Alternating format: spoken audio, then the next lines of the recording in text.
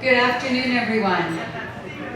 Welcome to a celebratory dinner for St. Thomas Wesley United Church, a celebratory program and dinner as well. Before we begin, I would like to ask you to turn off your cell phones, turn them down, and also we have one thing before we get really started. There is someone here whose last name is Bradley, and Laura would like to get in touch with them. I see a hand. Bradley, over there. Do you see Laura? Can you put your hand up again? Thank you. All right. And now I'm going to begin with our land acknowledgement. As we gather here today, we acknowledge we are on Treaty 6 territory and the homeland of the Métis people. We pay our respect to the First Nations and Métis ancestors of this place, and we reaffirm our relationship with one another. My name is Kathleen James-Cavan. I have the honor to be the MC, the Mistress of Ceremonies, I understand, this evening. And I have a relationship with St. Thomas Wesley Church too. I attended the church for some time, and so did my children for a little while before I went into ministry and while I was studying for the ministry as well. So I'm very honored to be part of this group today and want to welcome you all to this wonderful evening. We also have a distinguished guest with us tonight, former ministers, people in ministry, people whose ministry began at St. Thomas Wesley. We have, for example, Bev Diddick here. If you would like to raise your hand or stand as you wish.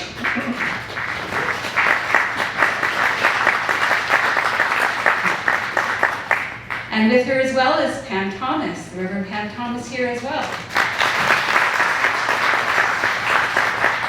Michelle Rao and her partner Dale are sitting at the back here. Michelle was sometimes a partner in crime of mine at St. Andrew's College when we were students. Margaret and Ken McKechney are here. Margaret Morgan-McKechney and Ken McKechney are here. Welcome. Also, Wayne Naus and Donna Naus are here as well. Here they are. And Jack Carr and Louise Carr are with us as well, over there. And also Mary Lou Ast is here. There she is. Welcome, Mary Lou.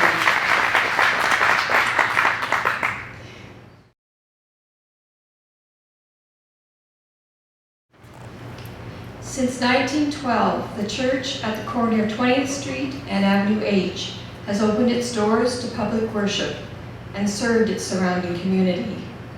The building originally housed St. Thomas Presbyterian Church. It gained its current name through its connection with nearby Wesley Methodist Church. In 1930, the two churches formed a joint ministry in the St. Thomas Presbyterian building. They formally joined to form St. Thomas Wesley United Church in 1934.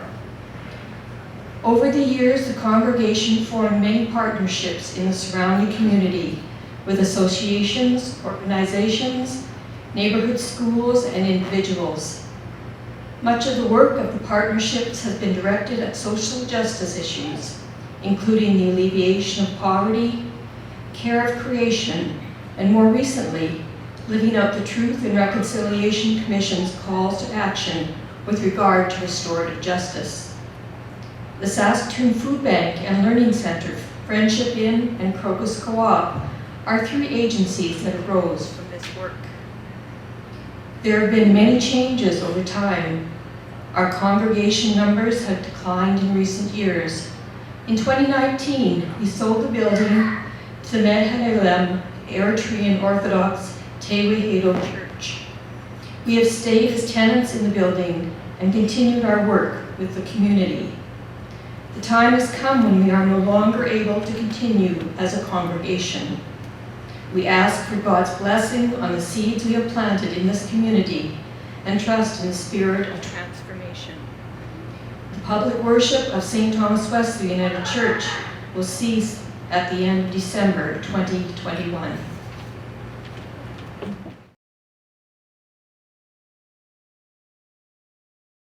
Greetings, beloved ones of St. Thomas Wesley.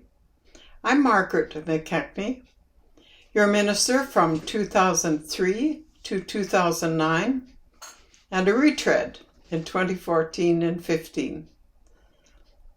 In this sacred time of remembering, I hope you will always treasure who you are, a precious gift in the inner city. There is still work to do, and you can still be a part. The people of St. Thomas Wesley truly embody humility. So much good work that went on out in the community, but it was never flaunted and often not known to others. No one was turned away who needed to talk or support. And for me, being in the homes of folks within and outside the church community changed my life.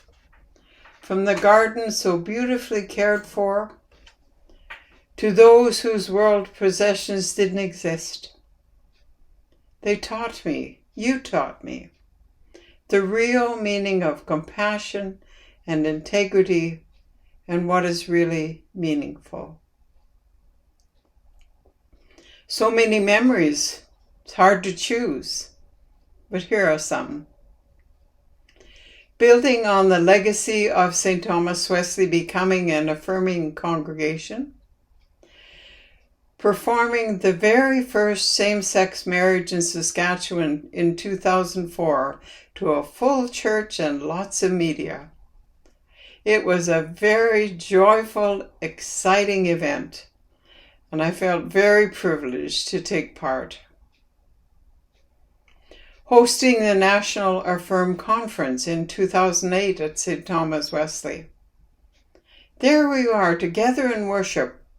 So many wonderful folks from all across the country. People who lived openness and acceptance. When St. Thomas Wesley welcomed Sean and Janice Sanford Beck with open arms, after their stance on gay rights was being challenged, you welcomed them with open arms. I was very proud of you. A very precious memory was when Rowan christened the elevator in the sanctuary, a gift from Phyllis Spears, by the way, calling it the alligator. I just loved it. Can I go up the alligator? Well, who's going to refuse? The launch of the Rainbow Community Center in 2005 was a culmination of many years of work. The hope was that the needs of the community and the resources of the church could form a common vision. The challenges were many. Financial support, enough partners to sustain everything, hard work. After a few years, there was a laundry program developed, free to folks in the community. It was established to meet a need, and, well, it did. What we didn't think of was that some who come to use the laundry, understandably, were without a change of clothes. But the clothes got washed. Patsy, as usual, looked after it. In 2008, we celebrated our 100th anniversary. The Heritage Fund, established to raise funds, allowed us to improve many things. Enhancement for the organ, replacing the aged heating system, my newly retired husband Ken loved contacting members who had moved or with whom we had lost contact. And we had a great attendance. It was just a real celebration. But what I might remember most was removing the bell from the bell tower. We might have wanted to keep the structure, but courtesy of Miners Construction, they bought a great huge crane, lifted the bell out the window of the bell tower, and placed it on a cement pad to remain in the community. After the move, we were informed by miners that the over 1,000-pound bell was hanging by a thread. Thank God no one rang the bell that week. To intentionally accompany and enhance the lives of seniors in the midst was a privilege. We did so with the gatherings and with the Owls group, Older Wise Learning Still. We traveled around, we listened. I will always remember Wes Ashwin and others at the petroglyphs at Herschel. Such reverence for where we stood. And how not could it be fun with Sylvia? She usually sat in the front with me, and as you know, she was a storyteller. One time on our way home from Rostern, she pointed to a field. "See that? I rode a horse there once." The farmer said, "No woman is going to ride my horse," and he shot the horse right out from under me. That's our Sylvia. I mention partly because of the wonderful care you all gave to Sylvia. It was outstanding. She knew she was loved and welcomed in the midst. Sonia, Jack, and others, thank you. Well done. The Quiet Ways Meditation Group. You were my strength often. So many times my energy renewed. Times where telling intimate, difficult stories were told. Meaning was born and grew. And quietly strengthened, we emerged into the community. Simple things, perhaps, I remember. The pipe organ on Sunday morning with a trumpet to accompany it. When Carol Conkey opened the pipes fully, it was heaven. So often the music matching the theme for the service, and I could close my eyes and listen. I'll remember those anthems for a long time. And then there's the Bridge City Chorus, so alive. Whenever they came, they just lit the place up. Wonderful thing to look forward to. And then there's the kids, the light of Sunday morning. One morning I said, "We are born with a light at the center, and as we grow, if we tend it, it grows and grows." And one bright young man interrupted and said, "Till you're full of it." He was right. I came to St. Thomas Wesley with a passion for earth justice. And that passion was welcomed. It isn't always so true. We studied water in depth for a year. How prophetic that has become. I will always remember Elaine Finley creating a glacier and bringing it to the church for our service. Others brought cattails and well pumps and more. Sometimes it was a big lump of soil that we brought to the service. We protested increasing development of tar sands, with lots of resolutions and, well, resistance at other levels. We were ahead of our time. We built an ark in the church for one of our dramas, a CBC panel on the Athabasca River. The thoughts and challenges were never subtle. Church and society, the heartbeat of the church.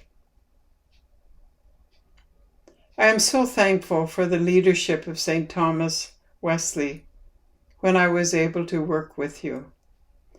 The work was hard, the hours long, from fixing things to sponsoring fundraisers to envisioning the future of the church. With dedication, long hours, and faithfulness, you kept on. I'm so thankful for all that you gave and continued to give. As for the future, my hope is that all of you will continue to open your eyes wide, your voice strong for injustice, and show no tolerance for racism. You know so well how to do that. Our worship needs also to encompass the great wide universe and this island home. This island home is the only one we have. If every Sunday we only elevate the status of the human race, we will become irrelevant to the biggest challenge of our time. Not just the church, but all of our futures depend on it. I will close with words you will recognize, with a double meaning perhaps. Love one another as I have loved you. Go well, my friends. Go well.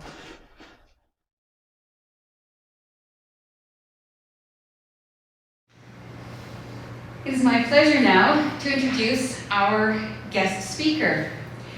Our guest speaker is the Reverend Lorne Calvert. Now I have a short biography.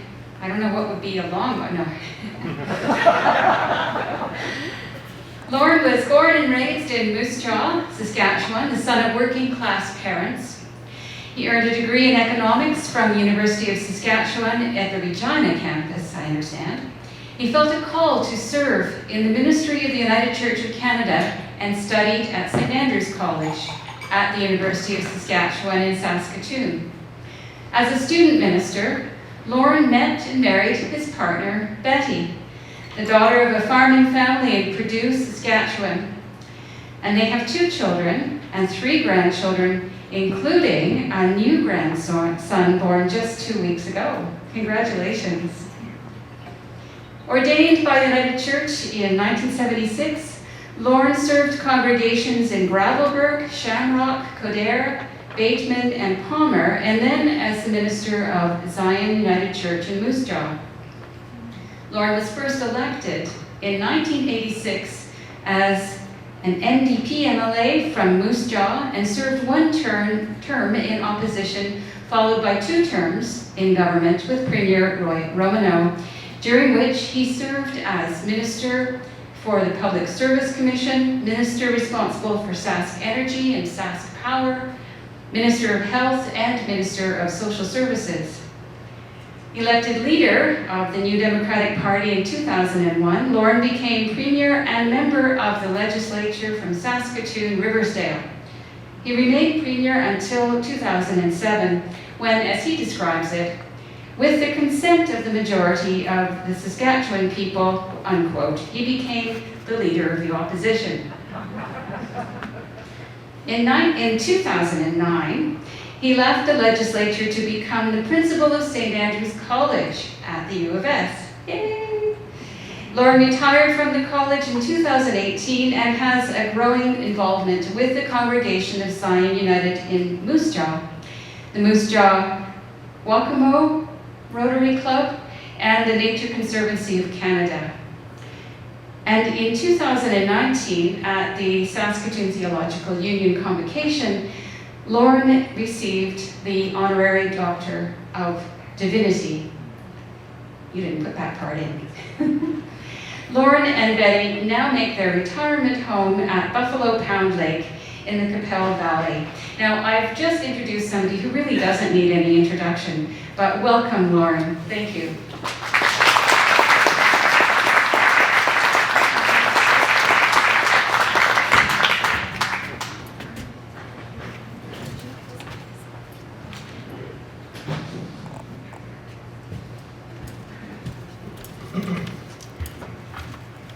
Kathleen, thank you very much for that very kind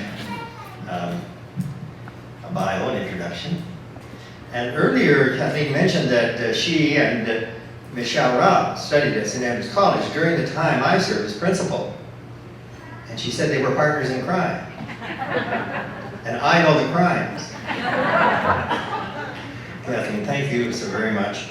And it is so good to be with you. Thank you so much, St. Thomas Wesley, for inviting us and making us a part of what I believe is a rather historic evening.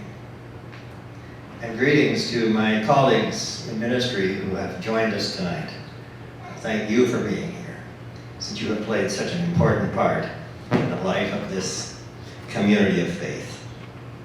Friends, I believe this is an evening for looking back. It's an evening for remembering memories of times past. And many of those memories, as we've already heard from Margaret, will be very happy memories. But it's also an evening for looking forward to where God will call you next. It's an evening of celebration. It's an evening that we should celebrate the ministry and the work and the witness of this community of Christ's people in the inner city of Saskatoon. It is an evening for celebration of all that has been done and all that has been given through St. Thomas Wesley. But above all else, I think that this evening is a celebration of the people who are St. Thomas Wesley. A celebration of that community of people who now for well over a century have been St. Thomas Wesley. Some of you will remember Tommy Douglas. Oh, yeah. Tommy Douglas was the 7th Premier of Saskatchewan, and a Baptist preacher. Tommy used to say, "I was a printer, and then I became a preacher, and then I became a politician, and then I became a premier." And then he would say, "And that, my friends, is the true descent of man." While old preachers turned politicians, we do share something in common. We still like to speak from a text. And so I brought a text with me tonight. It's a text from St. Peter. And if you'll permit me just one more little Douglas story. Told when Tommy was on a campaign, in a lot of those campaigns in those days, you stood on the backside of a half-ton truck and spoke to whatever crowd could be assembled. And Tommy was up speaking from the back of the half-ton. And somebody in the crowd was less than enamored with Mr. Douglas. In fact, he shouted from the crowd, "Look, Douglas, if you were St. Peter, I wouldn't vote for you." Tommy said, "Well, if you were St. Peter, you would not be in my constituency."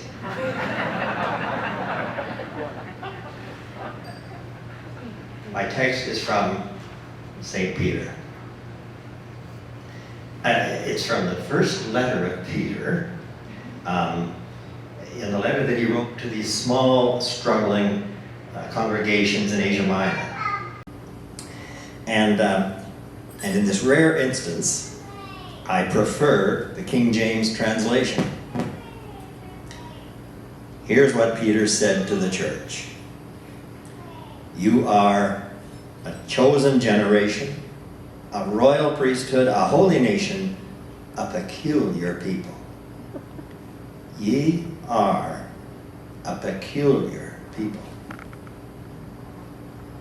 And I think if St. Peter were here, he might just say to the people of St. Thomas Wesley, ye are a peculiar people, a marvelously, faithfully, peculiar people. It had to be a peculiar people who chose in 1908 to name their newly founded Presbyterian congregation St. Thomas Presbyterian.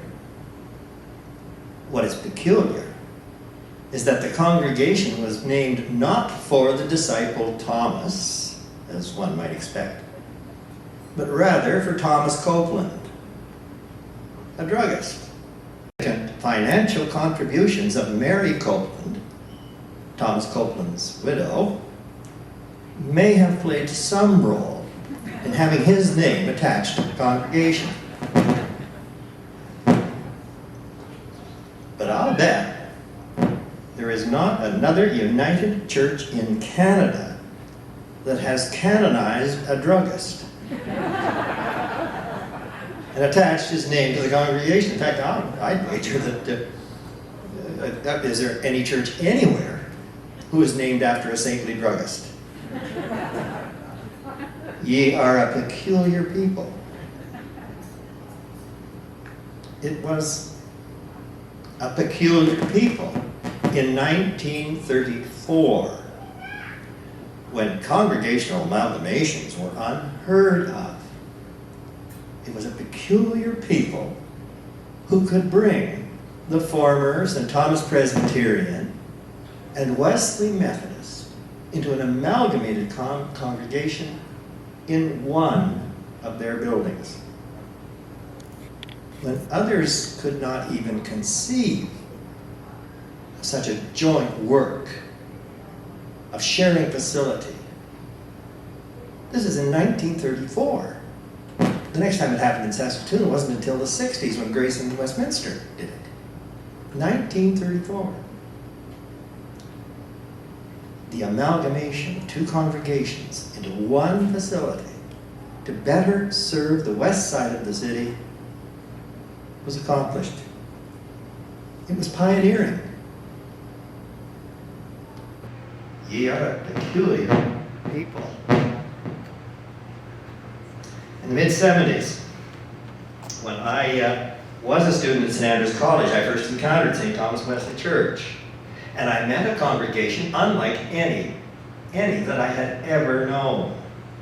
Your building was already open to the community. You were already engaged in the neighborhood. You were engaged with Friendship Inn. You were already, those years ago, speaking of justice and mission within the inner city. In many ways, a unique congregation in the context of the United Church of Canada in Saskatoon and in Saskatchewan Conference. Ye were a peculiar people. And when you engaged in the struggle, and you took the risk, and you became our first congregation in Saskatchewan Conference to declare yourself an affirming congregation, when you welcomed and affirmed people of all sexual orientations, when you celebrated that first marriage, you did so way ahead of your time. You pioneered, and you made it possible for others to follow. You are a peculiar people. You're a pioneering people. You're a people never afraid of change. You have engaged and served this community in distinctive ways. You have welcomed into your midst dancers and social workers, and the children of Princess Alex. You have welcomed the homeless and made a place for their laundry. You have welcomed First Nations and Métis peoples into your midst. You sought reconciliation long before reconciliation was known and popular. In St. Thomas Wesley, you have simultaneously sang the great old hymns of the faith, and celebrated the great anthems of the choir to the grand pipe organ. Equally, you have listened to the children, and equally, you have welcomed the drum and the dance and the drama. You've heard great preaching at St. Thomas Wesley, great teaching. You've struggled with and for each other. You have cared for each other. You have supported one another. You've maintained your ministry and presence in the community long after many thought it would be possible to do so. Ye are a peculiar people. And so I think if St. Peter were here tonight, he might just say, well, in fact, you do have a place in my constituency. And I'm almost certain he would say, ye are a peculiar, a marvelously, faithfully peculiar people. Now, I have a little theory that, in fact, most prairie people are in some ways a peculiar lot. We're peculiar because we've always been ready to move and to change. And perhaps it's because we prairie people have had to live and had to adapt to the radical changes in our natural seasons. You know, a week ago it was midsummer. On Thursday it was midwinter. We prairie people have had to adapt to change. And in some ways it's made us a peculiar people. And so I think we prairie people, we peculiar people, perhaps understand better than others what Koheleth wrote in the book of Ecclesiastes.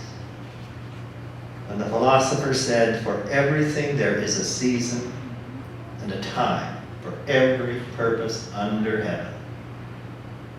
There is a time to be born, and there is a time to die. A time to plant, and a time to pluck up what is planted. A time to mourn, and a time to dance. A time to seek, and a time to lose. A time to keep, and a time to give away. To everything there is a season and a time for every purpose under heaven. For the peculiar people of St. Thomas Wesley Church, a new season begins after the 26th of December 2021. Beyond the 26th of December, there are new congregations who will welcome you, who will welcome the people of St. Thomas Wesley, who will welcome you with open arms. There will be new places for you to sing, dance, and worship, and celebrate the gospel of love and justice. There are new ministries of service, new ministries of caring for you to enter. There are new communities of justice seekers for you to engage with. There are new fields of faithful endeavor just waiting for the planting of the peculiar people of St. Thomas Wesley. Do you remember the name Brian O'Connell? Brian O'Connell is the fictional young boy that was created by W.O. Mitchell in his novel, Who Has Seen the Wind? And the young Brian O'Connell learns of all the seasons of living and dying from this prairie and the wind and the dust of the 1930s. And when I think of Brian O'Connell, I'm always reminded of the illustration of the little prairie boy who flew his kite on a windy prairie afternoon when a low ceiling kept overcast low. And this little guy's kite was lifted beyond the clouds, out of sight. And a skeptic came by. And the skeptic said to the boy, "What are you doing?" And the boy said, "I'm flying my kite." The skeptic says, "But look, you can't see the kite. I can't see the kite. How do you know that there's a kite at the end of your string?"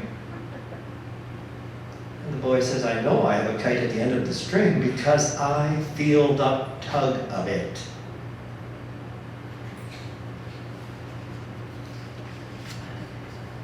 May I be as bold as to say to the people of St. Thomas Wesley,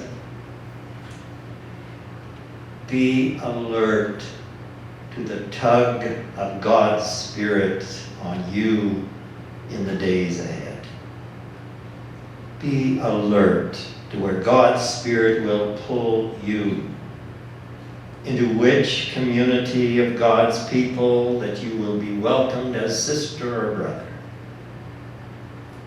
into which community of worship you will sing with, into which ministry of justice and love that you will now serve with. Be alert to where the tug of God will pull you. You have been and you are, in the words of St. Peter, a marvelously, faithfully peculiar people.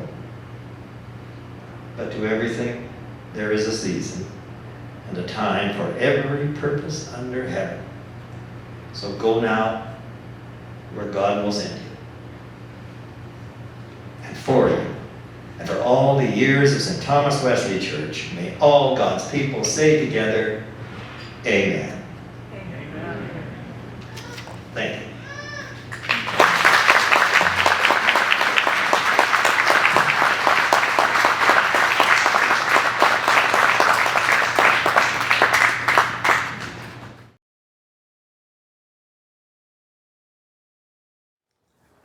I'm Bev Diddick, and I was a candidate for ministry from St. Thomas Wesley United Church. I have many fond memories of my time there with you. Everything from movie nights, potlucks, pastoral care dances, the many committee meetings, the interesting studies after church, singing in the choir with Tanya Miller and Carol Conkey as our leader, joint choirs and joint services with Mayfair United, the creative worship services enhanced by the beautiful banners made by Thelma Stevenson, the 100th anniversary service, and so many more. I'm proud of St. Thomas Wesley's history. You were always on the leading edge of social justice issues in awareness, education, and practical on-hands involvement in trying to solve some of these issues. You were always a faithful presence in the community as it has changed and evolved over the years. You hosted the convocation of St. Andrew's College the year that I graduated. I was ordained at North Battleford, Saskatchewan Conference and was so pleased when a busload of St. Thomas Wesley folks came up to celebrate and support me. For this and so much more, I am thankful.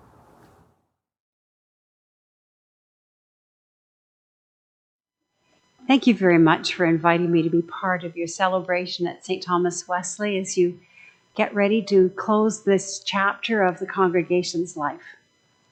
My name is Sheila Mckinnon. I came to St. Thomas Wesley in the summer of 1986.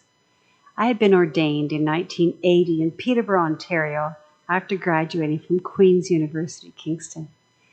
I always said I didn't know how to spell Saskatchewan or find Lanigan on a map until I lived there. After 6 years on my ordinand charge, I was called by St. Thomas Wesley. The head of that committee was Wes Gross, and Wes and Edna were very kind to me. I had dinner at their house before I even became a resident of Saskatoon. 75 miles isn't far to travel, but it was a very different world from rural Lanigan. St. Thomas Wesley was very much an inner city church at a time of tremendous transition for that neighborhood. Anna Hennick still lived over a store across the street, but there were also increasing numbers of pawn shops as the neighborhood changed. Our congregation's relationship with the Friendship Inn and the kids at Princess Alexandra School was very important. So I've been given some questions asking, how did the church influence me as a person? Well, in 1,000 different ways. I was very blessed to be there for 7 years. And when I left, I went to St. Andrews Wesley. I always said it was like working for cousins, but it was another large city church, but in a different time, different place in Vancouver. I followed Gary Redmond, the Reverend Dr. Gary, went back to teach at Toronto at Emmanuel College. Gary had followed Cliff McMurtry, a well-known family of ministers in Saskatchewan. And I think I've got it right. The Cliff followed Hart Cantillon. I got to meet all these ministers when I was there. And in fact, Hart Cantillon's son, the Reverend Bill Cantillon, serves in ministry maybe 5 miles from where I'm speaking right now this morning. We've enjoyed connecting and remembering those days. So many things I was asked, what are my memories? Well, working at 20th and H was really quite something. Like the sanctuary I'm in now, the focal point was the organ. It was a memorial organ from the First World War. But the sanctuary was painted pale blue, like inside of a Frigidaire fridge.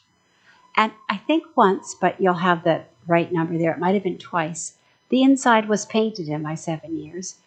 The watchful eye of volunteers over a wonderful gang of volunteers from the correctional service. And they were glad to get out and paint those. The legislation has changed. I don't think that's even possible anymore, but it was great to see them. And of course, for us, what a boon to have our paint refreshed. There were so many volunteers associated with that congregation. That's really my memory.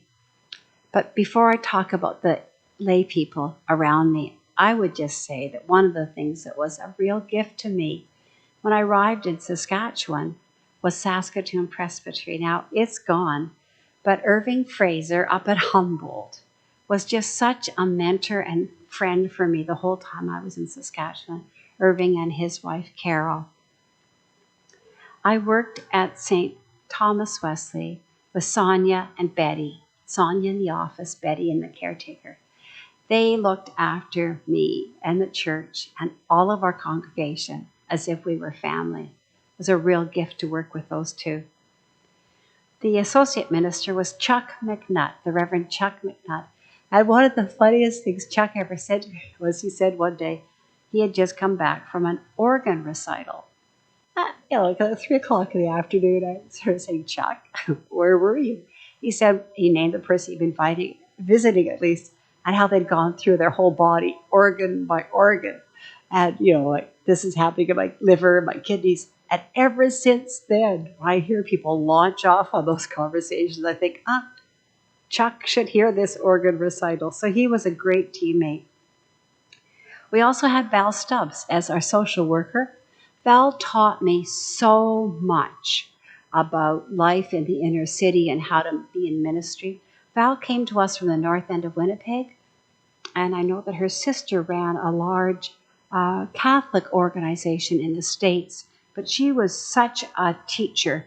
Val and I both quit smoking while we were at Thomas Wesley. That was hell for both of us. I remember one day saying to Val, how was it going?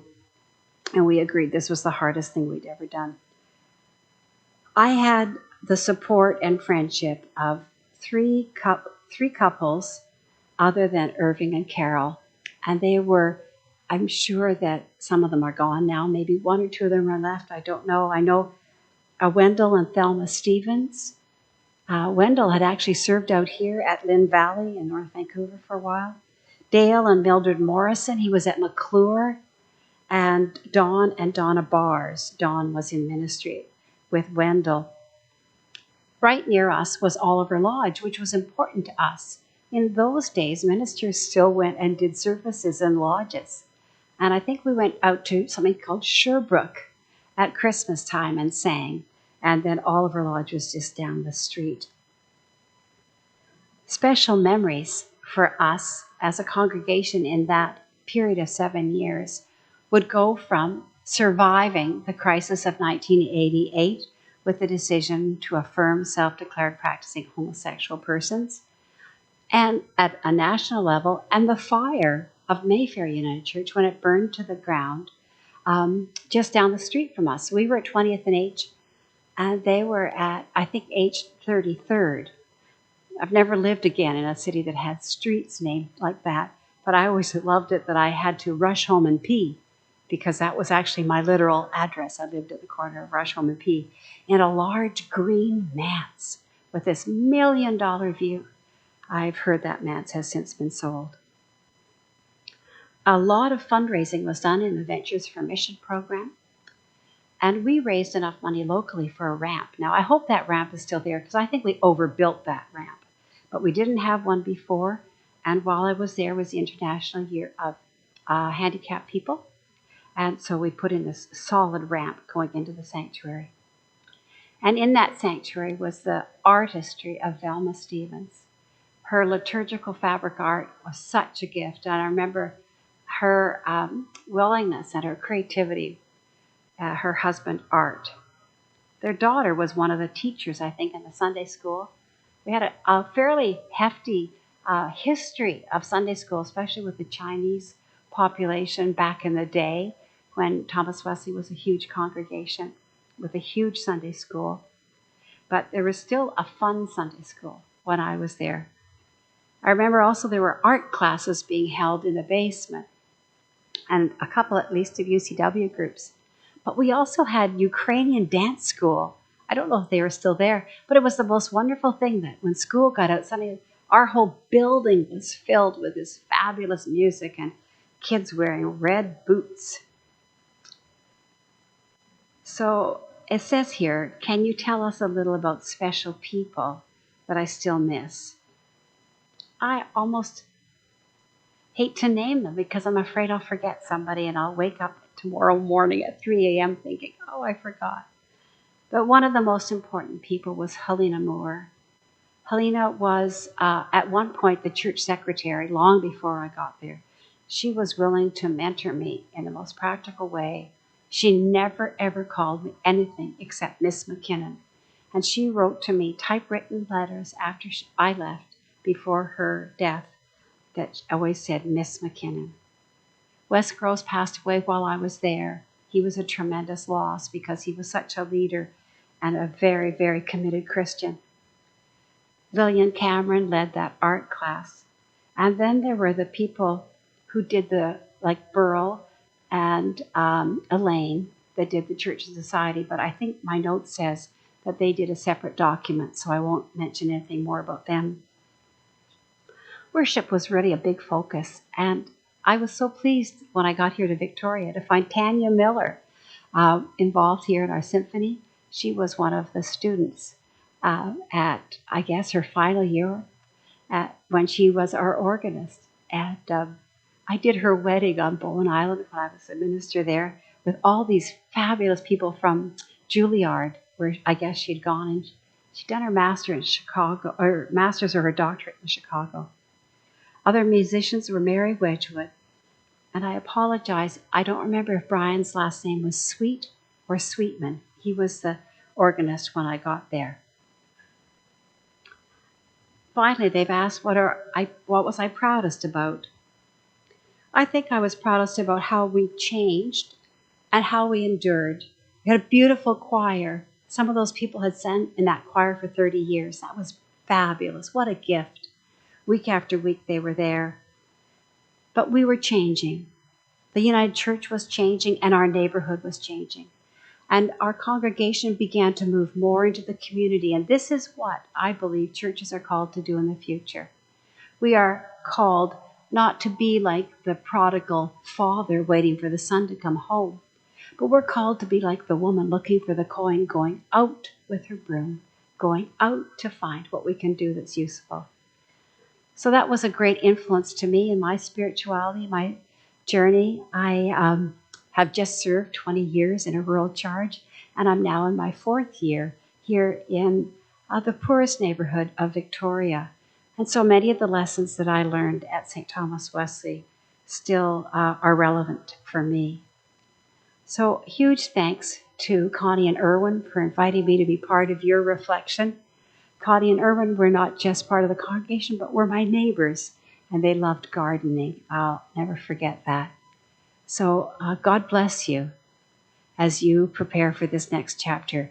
I know that closing is a hard thing to do, but what a wonderful history you leave behind, a proud legacy of faith and service. Thanks again.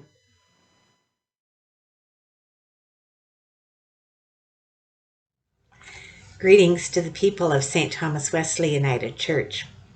It's a sad occasion when we honor the closing of that congregation, but it's a privilege for me to have this opportunity to reflect on my time in ministry with the people of that wonderful congregation.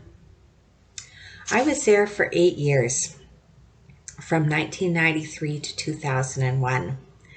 My sons and I were the last ministry family to live in the manse on Avenue P and to enjoy the friendship of Stan and Rodolpha Paris-Chuck, who were such wonderful neighbors to all of us who lived in that house. When I arrived for my initial interview at St. Thomas Wesley, I was met by Elaine Finley and ushered into the ladies' parlor. It was filled with people.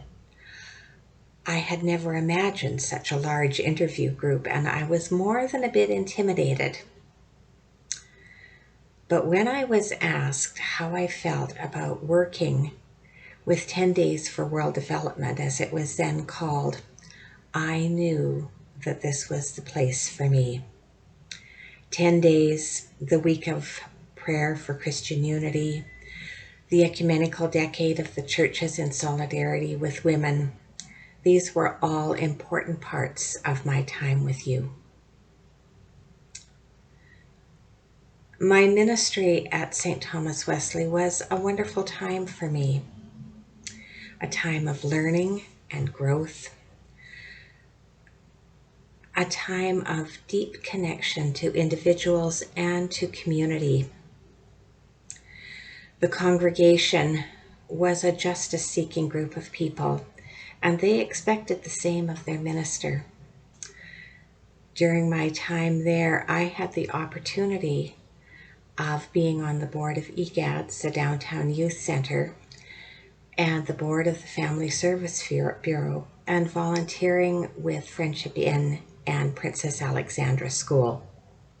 Our Church and Society Committee was a busy one, and I could not begin to name all the events that that group planned, both for education for the congregation and for opportunities to live our faith out in our community.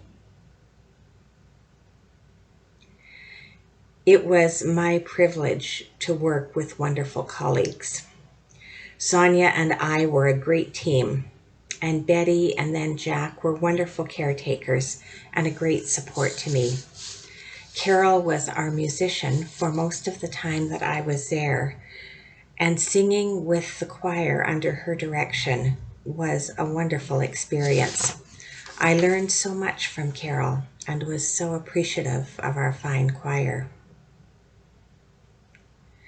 Working with and supporting people who live in poverty and First Nations people were all part of the ministry of that church to its community. I remember our First Nations dinners and how much we learned from the elders and the guests who came to be with us, and how they inspired us to increase our anti-poverty and anti-racism work. The people of St. Thomas Wesley loved to learn, and as a former teacher, that was a delight for me. We always had a study program on the go, and whenever the United Church produced a new study, we were right into it. I usually had the privilege of leading those studies, and there is no better way to learn something than to teach it. I loved those deep conversations and probing questions, a time of great spiritual growth for me, and I think for all who were part of it. The people of St. Thomas Wesley worked hard at creating a better world, but they were also very good at having fun. Potluck suppers, bean suppers, silent auctions where Denise Thiessen and I tried to outbid each other to buy Nettie Herinyik's delicious cabbage rolls. Games nights, learning to pattern dance, birthday celebrations, all wonderful times. The fun that community had together, I believe, is what strengthened us for our common and often difficult work in our community. And the food. Oh my, the people of St. Thomas Wesley loved to eat, and they were amazing cooks. Lunches after church, meals for presbytery, fall suppers, meals for congregational events, funeral lunches. I left St. Thomas Wesley a much bigger woman than I was when I arrived. Eating together is a wonderful way to build community, food for the body and food for the soul. It's hard for me to name all the people who were so important to me and to the congregation in those years because there were so very many of you. Elaine Finley chaired the board for most of the time that I was there, and her hard work and unwavering support for me were such gifts. I will never forget them. Sadly, we have lost many of the wonderful people who were part of my time there. Thelma Stevenson with her creativity and her sense of fun. Denise Thiessen and her passion for justice. Henry Thompson, who chaired the M&P committee for many years. And Tom and Olga Tisnik, who always took the Mance family under their wing and made sure that everything in the Mance was working for them. There were so many of you, people who were on committees, people who faithfully gathered to worship each Sunday, people who made it clear to me that I was loved and I was appreciated, and you have no idea how much that matters to a minister. I was and continue to be so grateful. Because of our location in the inner city, we had all kinds of interactions with the community, some profound and moving, and some that were kind of funny. I remember the Christmas Eve where one of our worshipers tried to light his pew on fire with his candle. And when I gently tried to remove it from him, he got very busy trying to kiss my ring. I remember the woman who came to see me often and insisted on calling me Father Pamela, and another who referred to me as the she-priest. I remember when the church was broken into and all our white gifts were stolen, a terrible and distressing experience for us. But as soon as word got out of that loss, the gifts started to roll in, not just from Saskatoon, but from all over the province. Proof once again of the place that the people of that congregation held in the hearts not only of its own people, but of the wider church and the wider community.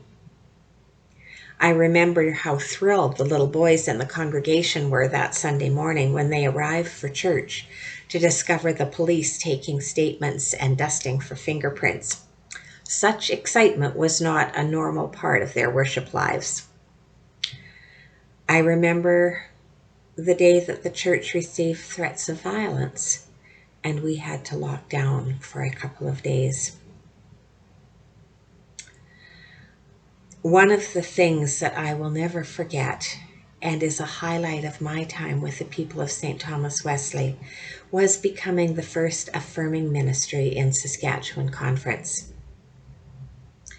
We had an amazing committee who worked for 3 years to educate first themselves and then the rest of the congregation. To talk together about what it would mean to be truly inclusive, to be welcoming of people of all sexual orientations and all gender identities. It was a brave and a faithful decision, but it was not a happy decision for everyone. We did lose some people, and I was the unfortunate recipient of a number of hate calls from people outside our congregation. But the day that we became an affirming congregation, we filled the sanctuary, not just with our own people, but people from all over Saskatchewan Conference and beyond, joining with us to celebrate that step. And of course, being St. Thomas Wesley, there was a fine meal to follow. I remember my farewell party. A fine example of the creativity and sense of fun of the people there. They called the program The Sounds of Justice, based on The Sound of Music, which they knew was one of my all-time favorite movies. And they created a great picture for the program. That very famous picture of Julie Andrews running through the mountains carrying her guitar. But where Julie's head should have been, there was mine. It was a day of much laughter and many tears. St. Thomas Wesley is closing, but the work that congregation has done will carry on, and wherever its members go, they will carry their faithfulness, their openness, their caring and justice-seeking hearts with them. Wonderful gifts for the new congregations they will join. This is a hard time for the congregation and for the United Church. We face declining numbers, declining revenues, but we do not face declining faith or declining desire to live that faith in the world. I don't know what the future of our church will be, but I do believe that whatever happens, there will always be a faithful remnant who live the gospel message of love and justice in this world. Julian of Norwich, the 14th century mystic, lived through times very different and yet very similar to our own. Social unrest, political division, and the pandemic of the Black Death. Yet in the face of all that, she continued to believe that all will be well, and all will be well, and all manner of things will be well. I believe that too. As we move into our unknown future, I send you much love and many blessings. Go well, my friends.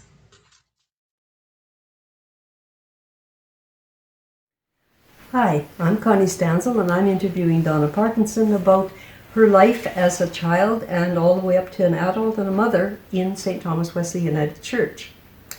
So Donna, you've got memories from birth? Yeah, I remember my baptism. I was at least 3 months old. That was in 1951. Do I remember? No, not really. My next memory is, well, a long time after that. I remember silly things about Sunday school. All the curtains. There was curtains, you know, dividing all the rooms. As I got older, we had our Sunday school up on the stage. Remember that? Sorry, I don't. My memory. Your mom taught? My mom taught and was superintendent of Sunday school. Probably as long as it was Sunday school. I don't know. So you were at church early early on days. Sundays? Quite often. And so, on Sundays I always wanted to ring the bell. And a fellow named Mr. Foster, he was a janitor, he rang the bell. He wouldn't let us kids ring the bell. Oh. So quite a few years, in my 50s, I saw the kids from Sunday school going up and ring the bell. Well, it kind of pulled a little string in my inner child that I wanted to pull the bell. So I told the guy, David, who was taking the kids up, I said, I want to ring the bell and I don't need your help. I want to go by myself. So up I go, and I knew it was 10 times, not thinking that for each pull you got 2 rings. So I pulled 10 times. So I got my well share of ringing the bell. And then I find out a couple of years later that it was ready to crash down anytime. I understand that you talked to Robert about the fact that the church is closing and asked him if he has any memories, and he sent you an email. Would you like to read that? I would. The first thing he said was, "That sucks to hear." Now I'll interject that. There's a lot of people, they don't come to St. Thomas, they haven't been there for years, but they still consider it their church. Yes. And they grew up there, and that's theirs. And I think it's because it's the only place that people can go to that was kind of like a home. Yeah. You know, you may have only gone there for Sunday school, but it's still, you grew up there. Yeah. And yes, you grew up at school, but you don't go to school, and you can't, there'd be nothing there at school, whereas at church, there may even still be some people that were there when you went. Yeah. So, anyway, he says, I have lots of memories there. Running around the building with Chris and Joel. Ha. And they were running around the building, up and over the pews and under the pews. And at that time, there were still ladies who like to give you a dirty look and thinks your kid should just sit there quietly beside you. Anyway, that didn't happen. So they could frown all they wanted. Him and also, it was him, Robert and Joel, Christopher and Joel, he said he remembers chomping down on the leftover bread and juice from communion. So at first when they started doing that, it was when communion went downstairs to be cleaned up, the bread. Then it got so it was upstairs, and so they just went to the communion table and cleaned it up.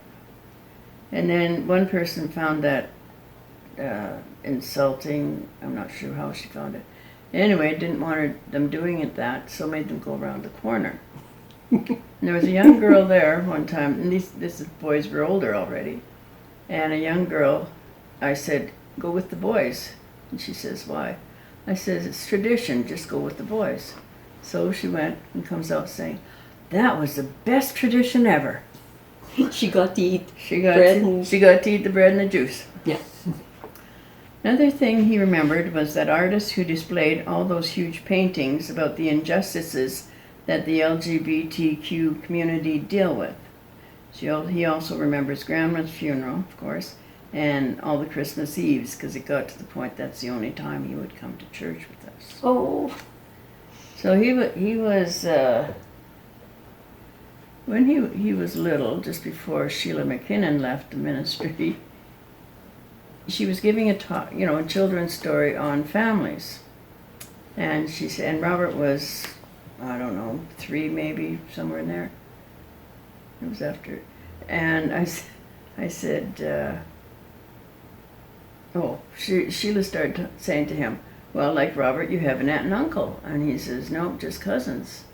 So she gets into this argument with this 3-year-old. Well, you do. You have an aunt and uncle. Nope, just cousins. Well, who are your cousins? Well, Uncle Stuart, Aunt Kathy, and Daniel and Rachel.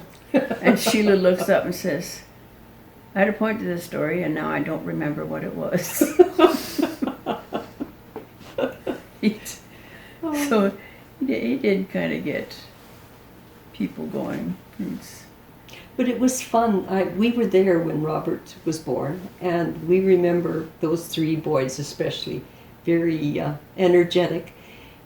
And it was fun watching them grow up. And then when they came back, like you said, at Christmas or Easter with their parents, and they were young men, and then they were big young men. It was, thinking back to when they were little, and just, it was so much fun to see them. And then even Christopher with his son, and Courtney with her daughters. It was really different. Yeah, it was nice. One more thing I wanted to add. When Robert was baptized, of course, Christopher was baptized at the same time, and there's somebody else, and I don't remember who it was. Anyway, they all had parents and, different people around. Cousins and friends and all these people. And so when Robert was baptized, there was my mom and dad and the person who was sponsor from the church. And afterwards, Sheila said to me that, she felt bad that I didn't have family around. I said, well, I didn't think that. I had a whole church full of family. Aww. And that's how I felt. So I didn't need these other people. It never even occurred to even invite any of them because it was a whole church. That's wonderful.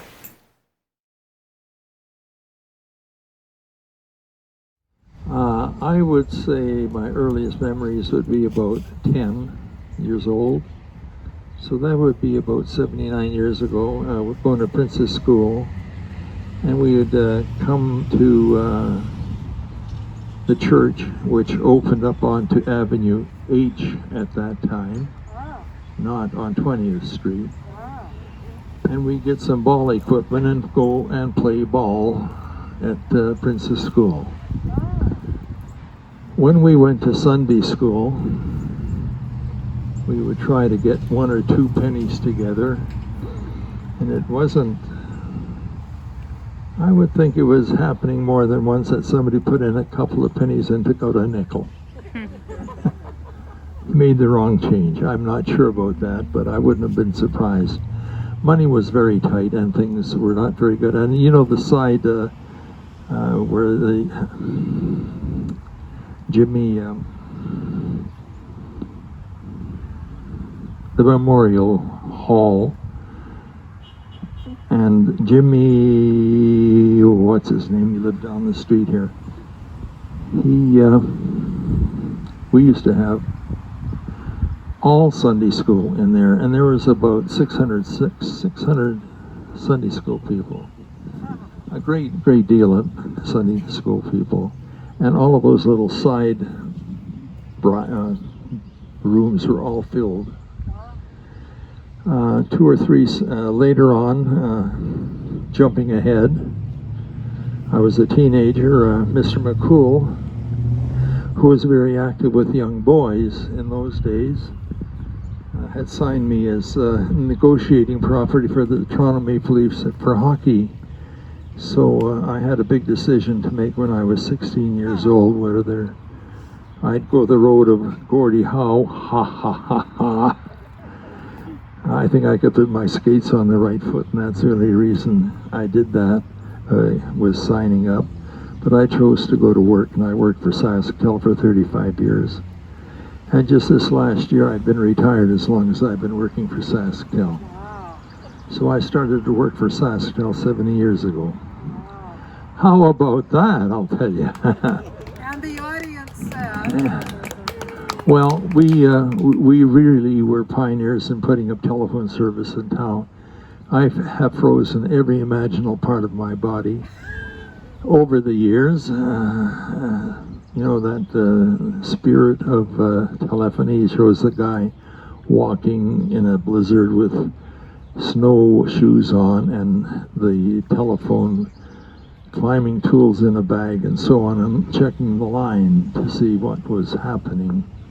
So that was my next thing that happened in my young life. And at St. Thomas Wesley, I was a teenager, with Mr. McCool and that kind of thing. There's a boys' club, and then Mr. Cairns had a boys' get-together through the choir room now. Upstairs there used to be a place there. And then I got married there in 1950, 51. So I've been married for 70 years. Wow. And the Queen even sent me greetings twice, or no, 3 times now, I guess. 50, 60, and 70. So I got all of that. George, what influence did the church have in your life? If you think of blessings or gifts or something to live by, what do you think the church has given to your life? Well, I did a sermon once or twice or 3 times there, and I compared St. Thomas Wesley as a refreshing well where you could go and get a sweet drink of water compared to the water you get from the tap at home. It was just something that was very easy to come by. And I remember as a young person, I was married, and we were doing the chorus. The choir was doing the Hallelujah chorus, and I was kind of singing my heart out. And Mrs. Anderson,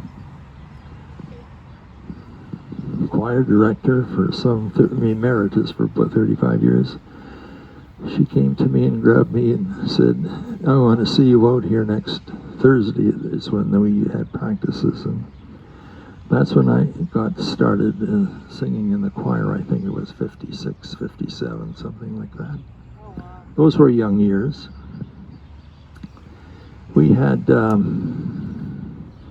Memorial Hall being built in that period of time.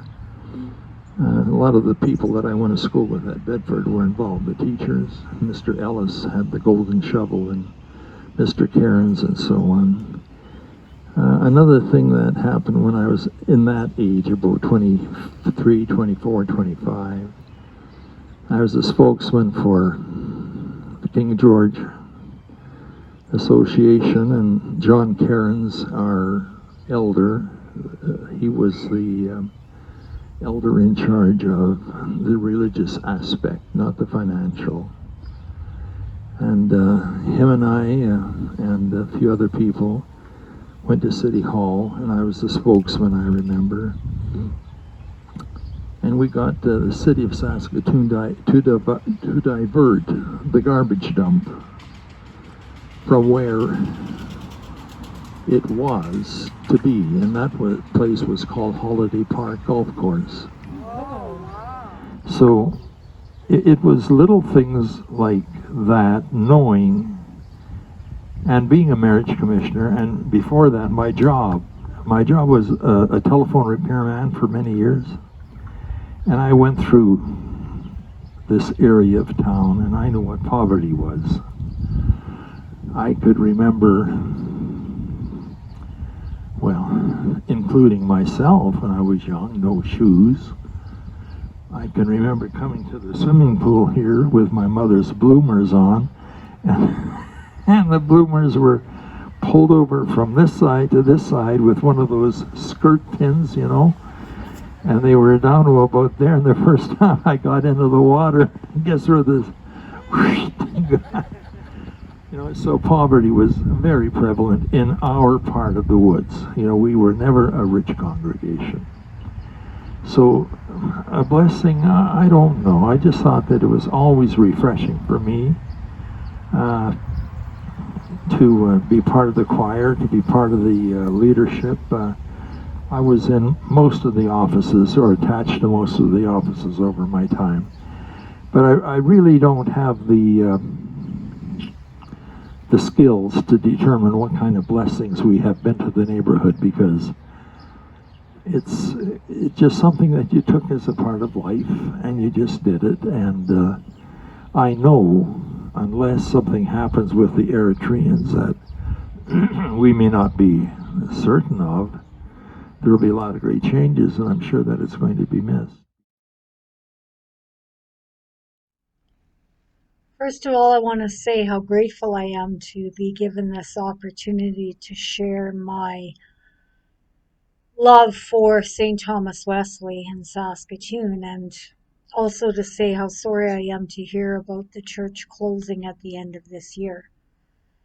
The questions that were given to me to prompt kind of my memories are powerful ones. St. Thomas Wesley is where I came to a life of faith. I had had some religious experience before, but was pretty soured about the whole thing. And actually, when I first started with St. Thomas Wesley, it was not as a congregant. I was working there in the building with Rainbow Community Center, and my experiences were with the board of the church. And so that was my first experience of seeing a congregation so engaged in the community and engaged in ministry in a way that was community building rather than church focused, if that makes sense. My first experience of St. Thomas Wesley church-wise was when I was working at Rainbow Community Center. My daughter Rachel died, and it made sense to have her funeral there in that building. And I was comfortable with the minister at the time, who was Morgan-McKechney, and we had Rachel's service there, and it was a fantastic experience for me. I remember being overwhelmed by being held in love and faith and care by the people of the church, and it just made such a difference. It was such a life-changing experience for me too, because I, in that grief journey, realized that I had to decide what I believed about God, and either did I believe that God was a God who picks and chooses whose kids live and whose kids die, or is there a different way to think of God, a God of my own understanding that is with us in the journey? And thanks to the progressive theology of St. Thomas Wesley and the people that were there and the leadership of Margaret-McKechney, I was able to come into relationship with God in a new way. As many of you know, it's a slippery slope, and once I started going to church, I started being part of committees, and then I started helping do things, and all of a sudden one day Margaret was presiding at communion, and a voice said to inside me, "That should be you up there." And I remember saying, "Shut up, voice, that's the stupidest thing I've ever heard." But that was the beginning of my call to ministry, and so I was able to grow in faith there and to be affirmed in that call to ministry at St. Thomas Wesley, working with children and families, and then working in a variety of other ways with my colleague Brian Ast, who is another very crucial person in my faith journey and my experience of St. Thomas Wesley. It was such a unique congregation, such a unique ministry in its openness and its willingness to be engaged with what Jesus would probably have called the last and the least, the marginalized of our community.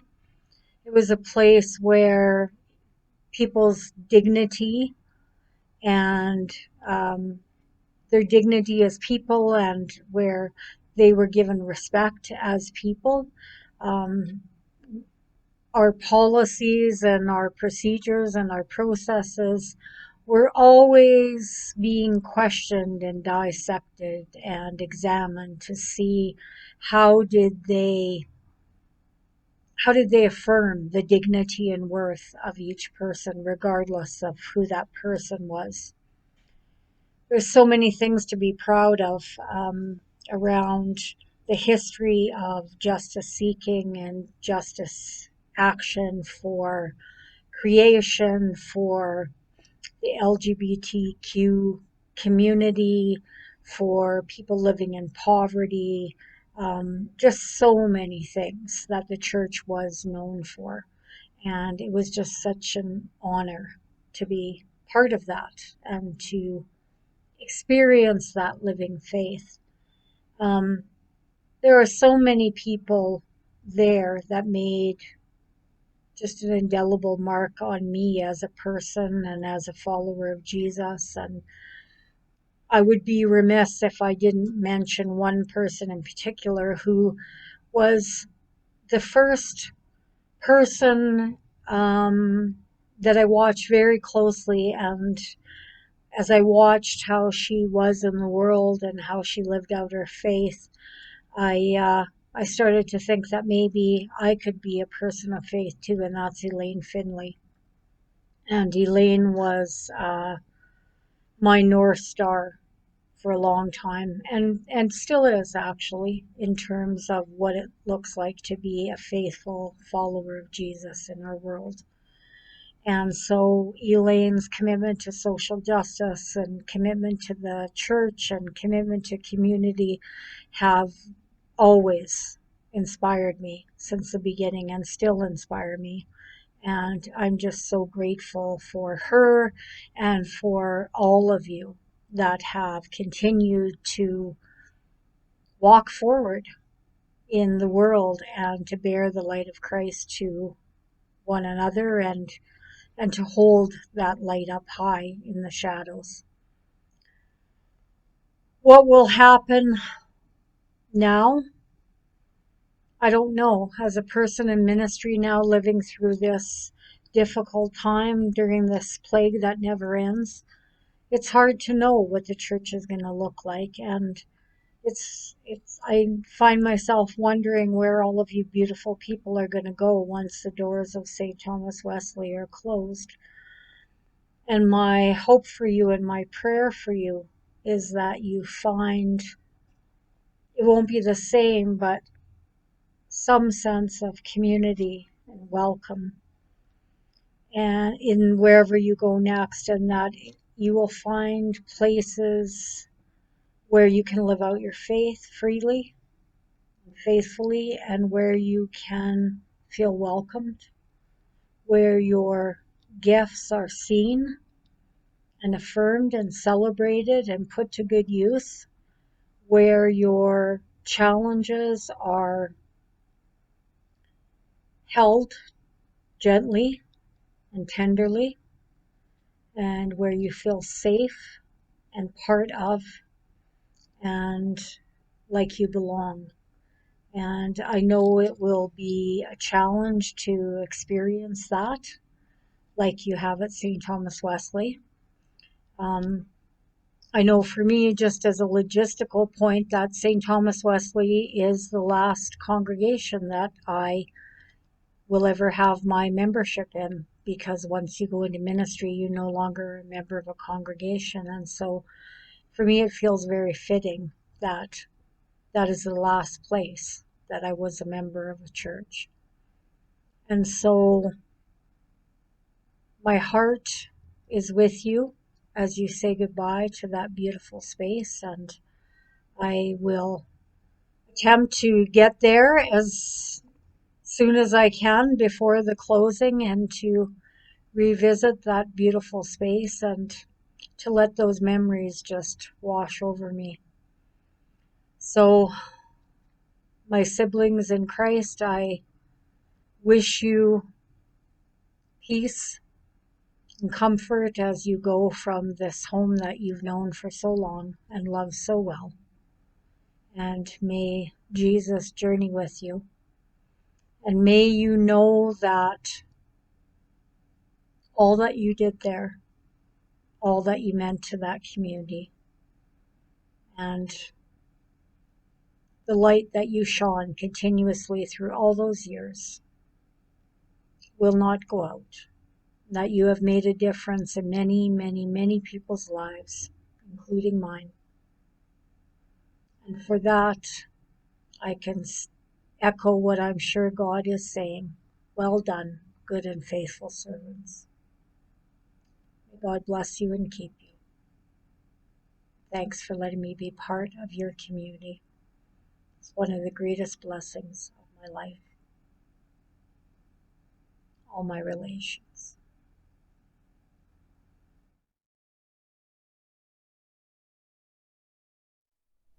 Hi, my name is Vicky Obedkov, and I'm grateful to live and work on Treaty 6 territory and the homeland of the Métis Nation.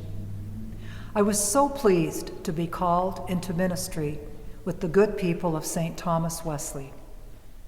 I'd never planned on leaving Toronto, but one day I was reading The Observer and noticed the profile of a justice-seeking church deep in the heart of Saskatoon that seemed to me would be a really good partner for me. I wasn't looking, but later it came up again.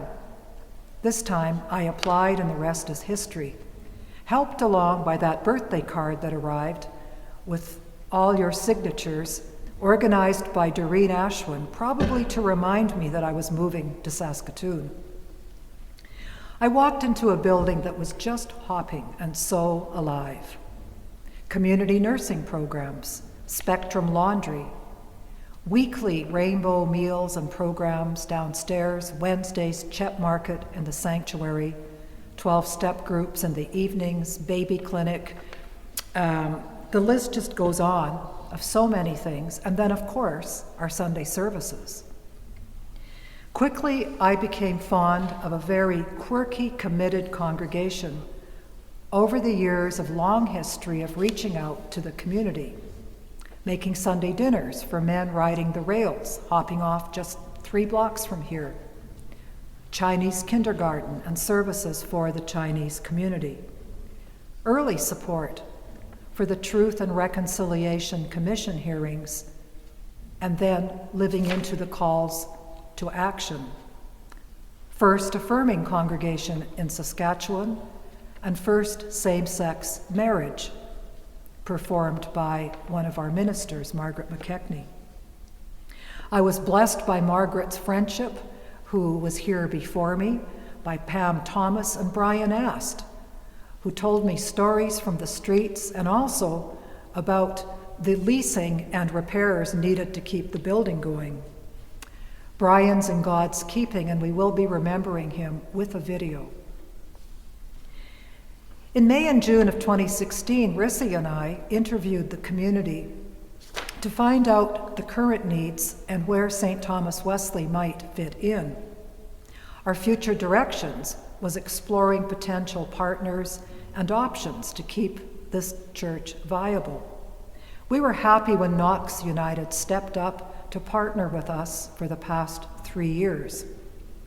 Then we sold the building to our tenant, the Eritrean Orthodox Church, and we in turn became the tenant, giving us a few more years of life here. Our worship committee, so ably chaired by Connie Stanzel and then Susan Cross before her, has wonderfully planned and prepared for worship services that meet our spiritual and community needs. Our pastoral care committee, passionately led by Rita Taylor and more recently Beth Smiley, has cared for each of our elders. Rita is still shaking down the powers that be in advocacy for our vulnerable members. Our Church and Society Committee, chaired by Elaine Finley, has led us in working on the calls to action around restorative justice. And I'm deeply grateful for the ongoing learning about living as Treaty 6 people. This congregation, a sacred community of caring, daring people, walks their talk. Whether it's in October with the Sisters in Spirit to show support for and honor missing and murdered Indigenous women, girls, and women, two-spirited people. In June with Reconciliation Saskatoon, and this July when some of us walked with the Saskatoon Tribal Council on Circle Drive. This congregation does not hesitate in taking to the streets.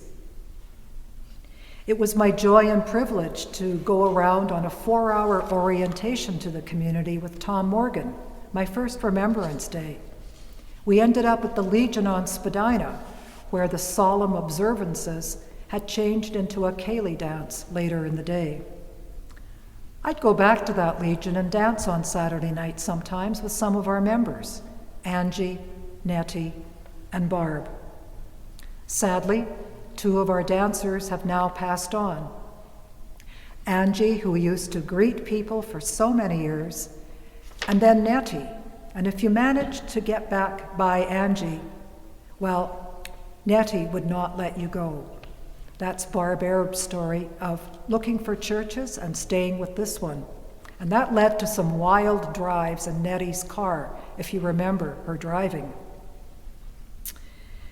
Erwin and Connie led pattern dances at our church, and it has been wonderful to dance, because sadly, since my time here, I have officiated at over 30 celebrations of life. Like Adele Smiley and Fern Robinson, forces of nature who were the forerunners of CHEP. Adele throwing her electric frying pan onto her pack sack and riding her bike to put on breakfast in inner city schools. Like Beryl Lane and Ruby Parkinson. Marianne Seeley is here today, a former CGIT girl, along with Ruby. Beryl was a visionary church leader, and we shared her heartbreak when her daughter Denise Thiessen died suddenly. I'd worked really closely with Denise, who was on our executive, and then with Christine Smiley, Adele's daughter, who served passionately to keep the building well leased, as well as on the worship committee and in the choir. We've lost more people in the time I've been here during ministry. I enjoyed visits with Thelma Stevenson at Sherbrooke, Wes and Doreen Ashwin, and so many others before they passed, such as our former choir director, Carol Conkey. It's a precious and long list of the cloud of witnesses who've passed before us. Our congregation has provided faithful care to people in hospital, like Erwin Stanzel going up to play cards with Kelly. And by the way, we witnessed a miracle. Kelly's wish was to live long enough for his 2-year-old grandson's birthday. But that day, when I visited, Kelly was non-responsive. I popped up in the evening thinking, well, I'd sit with the family for a while, and we found Kelly freshly shaven on his cell phone, showing pictures of his family, and then walked in the 2-year-old and birthday cake, and it was a party for 2 hours. Kelly died a few hours later. It's amazing what the spirit of friendship can do.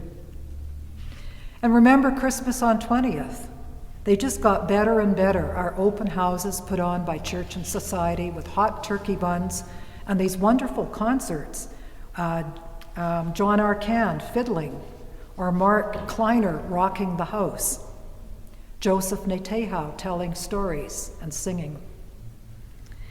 We've come to the inevitable end of an era, hastened by COVID, which has been hard on us.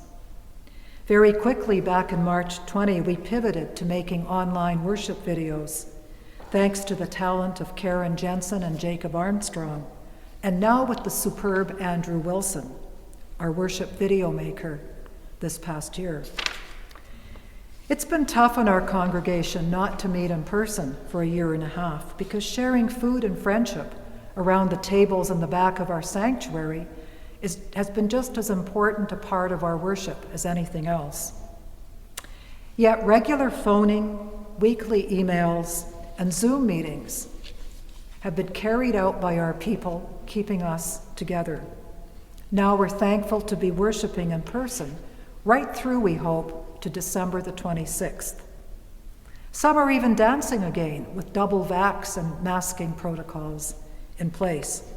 I spotted our member Barry with a cane last Sunday, and I said, "What happened?" And he said, "Too much dancing." It cracked me up.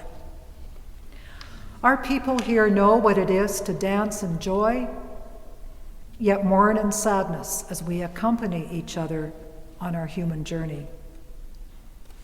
We've been accompanying one another on this journey to completing our congregational life all year. But trustee minutes from the year 2000 show and note that membership was declining back then, severely enough that sustainability was in jeopardy. In 2008, a major capital campaign helped keep the building afloat. So putting it in perspective, we've had 20 extra years of working and praying and keeping on together. And with innovative ministry, even now, planting the seeds of what could lie beyond us. Already our legacies planted deep in the community, in organizations that had their start here, like the Saskatoon Food Bank and Learning Center, like the Friendship Inn, like Crocus Cooperative. These seeds that have planted will carry on as our legacy, and more are being planted as I speak. Our Forward Planning Committee, Connie Stanzel, Linda Twiddle, Laura Carney, and Terry Stannard, have navigated us through this year of journeying. Our faithful, capable executive has led and served us well. Currently, Nancy Scott, Barb Lund, Susan Cross, Connie Stanzel, Erwin Stanzel, Linda Twiddle, Elaine Finley, and previous members in my time, Rita Taylor, Beth Smiley, Carol Holmes, Derek Samoji, Helen Smith McIntyre, and others sitting around that table.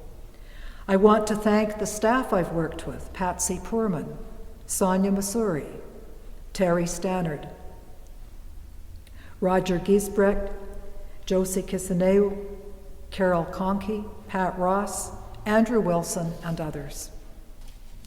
So let us celebrate our 113 years and be glad we're alive in Creator's wonderful world. Creator is not done with us yet. We carry the spirit of STW with us into the world.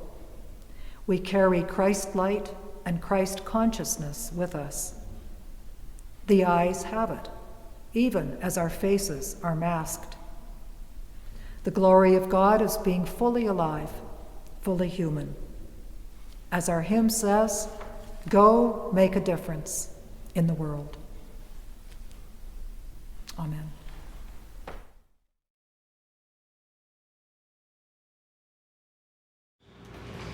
Thank you all for coming.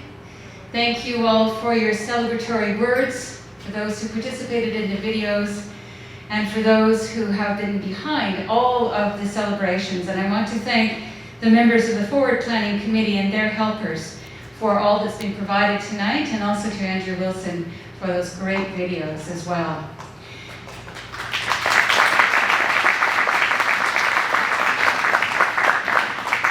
And as Reverend Vicki said in the video, go make a difference in the world. Thanks and good night.